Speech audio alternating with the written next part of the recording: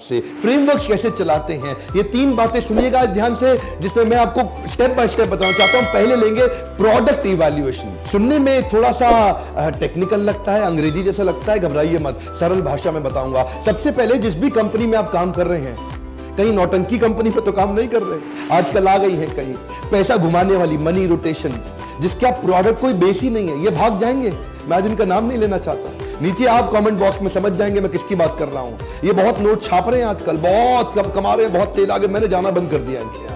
ऐसी कई कंपनी थी जिनके पास मैंने जाना बंद कर दिया। मैं ना तो मैं उनसे मिलता हूं, ना उनका कोई सेमिनार करने जाता हूं। ये बताते हैं हमने सैकड़ों करोड़ रुपए का टर्नओवर कर लिया पिछले कुछ महीनों के अंदर, देखो हम कहां से कहां पहुंच गए, देखो हमने कितने। अरे तुम पैसा घुमा रहे हो, मेरे को मालूम है। प्रोडक्ट जब तक दमदार नहीं है, वो प्रोडक्ट इवैल्यूएशन का पहला स्टेप अपने प्रोडक्ट की नीड और अर्जेंसी पहचानने की कोशिश करो मार्केट में। जो प्रोडक्ट आप बेच रहे हैं उसकी जरूरत कितनी है। कई बार हम लोग कैसा माल लेके आते हैं, वो लेके आते हैं जिसमें मार्जिन ज्यादा है, वो नहीं लेके आते जिसकी नीड ज्यादा है। जैसे कई एमएलएम कंपनी सॉफ्टवेयर बेचने में लगी है। अरे भाई आप सॉफ्टवेयर बेच रहे हो, उसकी नीड तो है, मानता हूं, लेकिन मार्केट साइज बड़ा छोटा है, जितने लोगों को चाहिए ही नहीं सॉफ्टवेयर।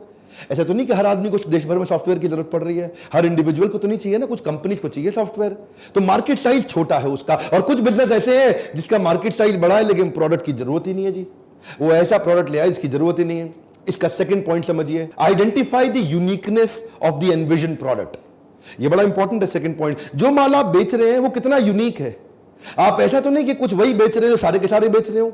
आप वही तेल साबुन शैंपू बेच रहे हो जो सबके सब बेच रहे हैं, आप वही टूथपेस्ट बेच रहे हैं जो सबके सब बेच रहे हैं। अगर वो टूथपेस्ट है भी कितनी यूनिक है, अगर वो तेल साबुन शैंपू है भी कितनी यूनिक है। ऐसा तो नहीं कि कोई भी कॉपी मार लेता आकर के एमएलएम चालू कर देता, लो जी मेरा भी टूथपेस्ट पकड़ो और बेचो जी, 150 रुपए का टूथपेस्ट 500 रुपए में बेचो। अगर आपका प्रोडक्ट यूनिक भी नहीं है और महंगा भी बहुत है, आपको बहुत पुश करना पड़ेगा सेल्स में। इसलिए सबसे पहले प्रोडक्ट इवैल्यूएशन बहुत जरूरी है, क्योंकि अगर प्रोडक्ट ही गलत हो गया, प्रोडक्ट ही ऐसा है जिसका रीपर्चेज ही ना आए, तीसरा पॉइंट क्या है, रीपर्चेज, उसका रेकरिंग रेवेन्यू ही ना आए, तो फायदा क्या हुआ जी। मान लो जैसे कई सूट लेंथ बेचते हैं, एक कंपनी थी सूट लेंथ बेचा करती थी, सूट लेंथ बेचते बेचते उड़ गई। अब सूट लेंथ आप बेच रहे हो, उसका रेकरिंग रेवेन्यू है ही नहीं। आदमी को हर हफ्ते सूट लेंथ थोड़ी चाहिए। आप कुछ कपड़ा बेच रहे हो, उसका रेकरिंग रेवेन्यू है ही नहीं, वो हर हफ्ते तो चाहिए ही नहीं होगा उसको। आपने मान लो कुछ ऐसी आइटम बेच रहे हो जो बार बार बिकेगी नहीं, तो आपका रीपर्चेज किधर से आएगा। रीपर्चेज तो बहुत जरूरी है एमएलएम के अंदर। देखो अगर कंपनी और प्रोडक्ट को ठीक इवैल्यूएट नहीं किया तो आपके लिए टाइम कंज्यूमिंग हो जाएगा, अल्टीमेटली आपको बहुत एक्सपेंसिव पड़ेगा, आपको ये नेगेटिव पड़ेगा, डिसरप्टिव पड़ेगा। इसीलिए शुरुआत से ही ठीक कंपनी ठीक प्रोडक्ट पे काम करिए। अच्छे ग्लोबल जायंट्स हमेशा पीएसपी बिल्ड करते हैं, प्रॉब्लम सॉल्विंग प्रोडक्ट, वो प्रोडक्ट जिससे मार्केट की बड़ी बर्निंग प्रॉब्लम सॉल्व हो रही हो। तो जो आप एमएलएम में बेच रहे हो, ऐसा तो नहीं कि जी आप भी वही बेच रहे हो जो सारे बेच रहे हो, कोई बर्निंग प्रॉब्लम आप सॉल्व ही नहीं कर पा रहे। जैसे ही आपके पास बर्निंग प्रॉब्लम सॉल्विंग प्रोडक्ट तैयार हो जाएगा ना, आपको मेहनत कम करनी पड़ेगी, माल अपने आप रीपर्चेज में जाएगा। जितने भी ट्रेडिशनल मार्केटिंग के या डिजिटल ब्रांड्स भी हैं, वो सब पीएसपी फॉर्मूला पे काम करते हैं, चाहे वो टेस्ला हो, गूगल हो, एप्पल हो, आईबीएम हो, अलीबाबा, अमेजॉन हो, माइक्रोसॉफ्ट हो, नेटफ्लिक्स हो, स्नैपचैट हो, फेसबुक, व्हाट्सएप या यूट्यूब, ये सब वो ब्रांड है जिनको एडवर्टीजमेंट नहीं करना पड़ता, प्रॉब्लम सॉल्विंग प्रोडक्ट तैयार कर गए। एनीवेज वो ट्रेडिशनल ब्रांड है, आप मल्टी लेवल मार्केटिंग में है। सोचिए कि माल जो प्रोडक्ट आपका है उसको जरूर इवैल्यूएट कर लीजिए। और अगला है कॉम्पिटेंस इवैल्यूएशन। अपना भी तो कॉम्पिटेंस इवैल्यूएशन करना पड़ेगा आपको। चलो आपने कंपनी को तो आकलन कर लिया, अपना आकलन किया आपने कंपनी का इवैल्यूएशन कर लिया, अपना इवैल्यूएशन किया कि आप भी उस एमएलएम कंपनी के लायक हैं भी कि नहीं है। इसमें भी तीन हिस्से हैं, पर्सनल इफेक्टिवनेस, इंटरपर्सनल इफेक्टिवनेस और ऑर्गेनाइजेशनल इफेक्टिवनेस। क्या होती है तीन चीजें ये। पर्सनल इफेक्टिवनेस मतलब आप खुद अंदर से कितने ताकतवर हैं, क्या आप में वो नेगेटिव कस्टमर को सहने की क्षमता है कि नहीं है, आप में वो फेलियर को सहने की क्षमता है कि नहीं है। 100 लोगों से आप मिले, क्या आप में 95 नेगेटिव फेलियर्स को टॉलरेट करने की ताकत है। अगर आप में पर्सनल इफेक्टिवनेस ही नहीं है तो इंटरपर्सनल कहां से आएगी सर।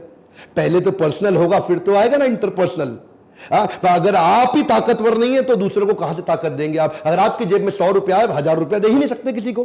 पहली ताकत तो आपके अंदर वो कन्विक्शन, वो एंथुसियाज्म का ट्रांसफर ही सेल्स को बढ़ाता है। जितना आप अपने प्रोडक्ट पे उत्साहित है ना, उतना ही उत्साह आप दूसरे वाले को दे सकते हैं। आपका personal effectiveness that's first. Second है इन्फ्लुएंस करने की कला, सामने वाले को कोच करने की कला, उसको इन्फ्लुएंस करना आता है आपको?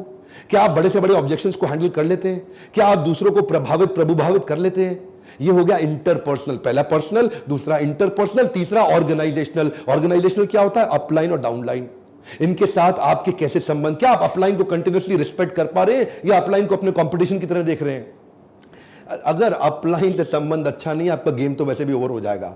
लंबा वो आदमी टिकता ही नहीं जो अपने सीनियर की रिस्पेक्ट ही ना कर सके। और डाउनलाइन को आप कितना इन्फ्लुएंस कर पा रहे हैं, इसको बोलते हैं ऑर्गेनाइजेशनल, ऊपर नीचे दाएं बाएं। जब पूरी ऑर्गेनाइजेशन को आप रन करने लायक हो जाते हैं, सबसे बड़े डायमंड बनते हैं आप। पावरफुल डायमंड बनने के लिए भगवद गीता में कृष्ण ने भी एक श्लोक बोला है, 3 अध्याय का 21वां श्लोक। अगर आप शक्तिशाली डायमंड बनना चाहते हैं, श्लोक को समझिए। क्या कहते हैं कृष्ण? यद यदाचरति श्रेष्ठ तत्तदेव तरो जना स यत् प्रमाणम कुरुते लोकस्तदनुवर्तते। ध्यान दीजिए, कम ऑन। यद यद तत्तद, यद यद जैसा जैसा, तद तद वैसा वैसा, जैसा जैसा लीडर करेगा वैसा वैसा तो डाउनलाइन भी करेगा, पर जैसा जैसा अपलाइन कहेगा वैसा वैसा डाउनलाइन नहीं करेगा। लीडरशिप सफल तभी होती है जब आप करके दिखा पाते हैं। पहले आचार फिर प्रचार। जैसा जैसा लीडर करेगा डाउनलाइन अपने आप करेगा, पर अगर लीडर खाली कहेगा डाउनलाइन कुछ नहीं करेगा। So what is needed is आपका, अब पहले हमने क्या किया? प्रोडक्ट का इवैल्यूएशन।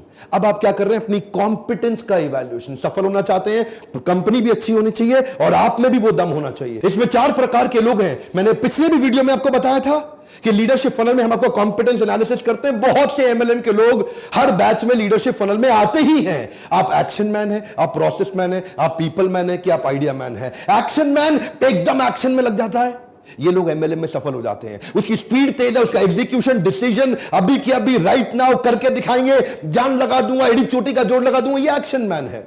प्रोसेस मैन क्या है? नहीं नहीं नहीं, स्टेप बाय स्टेप चलेंगे। पहले डेटा दिखाओ, पहले मुझे थोड़ा पीछे के टेस्टिमोनियल्स दिखाओ, मेरे को रेफरेंस चाहिए, मेरे को डिटेल चाहिए, मेरे को पूरे स्टेप्स चाहिए, पहले एनालिसिस करूंगा। प्रोसेस मैन धीरे धीरे चलता है। पीपल मैन रिश्ते बनाता है, लोगों के साथ जुड़ के चलता है। और आइडिया मैन, उसको फंसा दो, वो नया आइडिया निकाल देगा, नया ऑल्टरनेट निकाल देगा, नया सोल्यूशन निकाल देगा। वो क्रिएटिव थिंकिंग है, करता है, वो नए नए पैटर्न ढूंढता है, वो फंसता ही नहीं है कहीं पे, उसके पास नए आइडिया हमेशा रेडी रहते हैं। वो इतना क्रिएटिव मेंटालिटी का 4 प्रकार में भी कॉम्बिनेशन है। कौन से लोग एमएलएम में चलते हैं और कौन से फेल हो जाते हैं? सारे नहीं चलते। अगर आप प्रोसेस मैन बहुत ज्यादा है तो एमएलएम में रिजेक्शन संभाल ही नहीं पाएंगे। एमएलएम के अंदर एक्शन और आइडिया का कॉम्बिनेशन चलता है, एक्शन पीपल का कॉम्बिनेशन चलता है। लेकिन अगर आपका प्रोसेस में स्कोर ज्यादा, क्योंकि हम आपका टेस्ट लेते हैं ना लीडरशिप फनल में, जब आप आते हैं आपका पूरा इवैल्यूएशन करते हैं डिटेल में और आपको रिपोर्ट बना के बता देते हैं कि आप एमएलएम में चलेंगे या नहीं चलेंगे, और चलेंगे तो क्या करना है, नहीं चलेंगे तो क्या करना है। प्रोडक्ट एनालिसिस हो गया, कॉम्पिटेंस एनालिसिस हो गया, यानी कि अपनी कंपनी को चेक कर लिया, अपने आप को चेक कर लिया। अब परफॉर्मेंस एनालिसिस।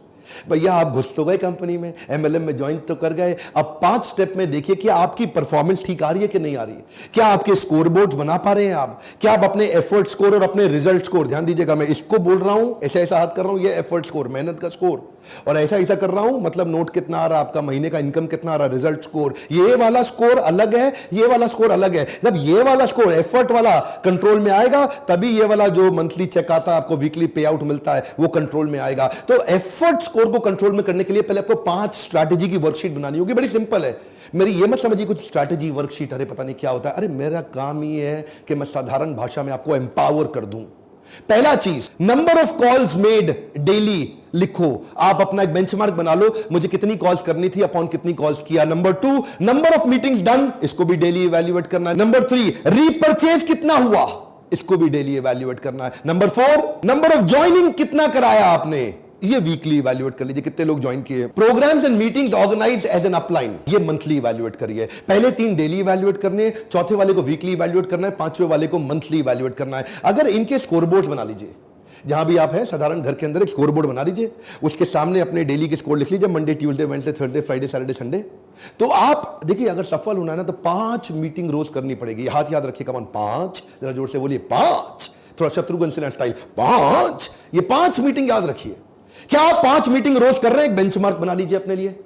जब आपके पास बेंचमार्क हो जाएंगे नंबर ऑफ मीटिंग के, नंबर ऑफ कॉल्स के, अमाउंट ऑफ रीपरचेज डन का, इसकी स्कोर बोर्ड और डायरी तैयार कर लेंगे, उसके बाद वीकली ज्वाइनिंग का, और पांचवा हर महीने कितने इवेंट्स ऑर्गेनाइज करा पा रहे हैं अपनी पूरी डाउनलाइन के लिए, एक ऑर्गेनाइजेशनल इफेक्टिवनेस के लिए कितनी मीटिंग्स आप, कितने इवेंट्स आप ऑर्गेनाइज करा पा रहे हैं जिसमें बहुत सारे लोग इकट्ठे आते हैं और किसी स्पीकर को बुलाते हैं, प्रोडक्ट की ट्रेनिंग देते हैं, मोटिवेशनल ट्रेनिंग, दोनों ट्रेनिंग देते हैं, टेक्निकल ट्रेनिंग भी देते हैं, बिहेवियरल ट्रेनिंग भी देते हैं, सॉफ्ट स्किल ट्रेनिंग भी देते हैं, और स्किल और विल दोनों कवर कर देते हैं। तो ये जब 5 चीजें आपकी कंट्रोल में हो गई तो अपने आप रिजल्ट स्कोर तो आएगा ना, effort score, result score. One more time, come on मेरे साथ, एफर्ट स्कोर, रिजल्ट स्कोर, ये 2 स्कोर शीट्स बन जाएंगी आपकी। यही तो